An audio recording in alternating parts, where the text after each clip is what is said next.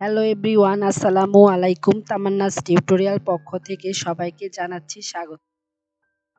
আমরা নবম দশম শ্রেণীর হিসাব বিজ্ঞান দ্বিতীয় অধ্যায় লেনদেন নিয়ে আলোচনা করব।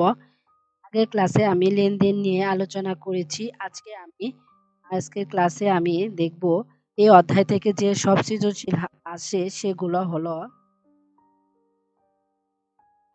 এই অধ্যায় থেকে আমাদের সৃজনশীল আসবে সমীকরণ পদ্ধতিতে কারণ সহ ব্যাখ্যা, বিবরণ ছক বা হিসাব সমীকরণের প্রভাব বা এ ইকুয়াল এল প্লাস সি প্রমাণ করো বা টেবুলার ছক, মালিকানা সত্ত্বের পরিমাণ নির্ণয় করো, চালান এবং ক্যাশ মেমো তৈরি করো, প্রারম্ভিক মূলধনের পরিমাণ। এসব আমাদের এই অধ্যায়ের সৃজনশীল অঙ্কে আসবে। আর এই অধ্যায় পড়ার আগে আমরা এই অধ্যায়ের সূত্র ভালোভাবে পড়ে নিব, তাহলে আমাদের অঙ্ক করতে সুবিধা হবে।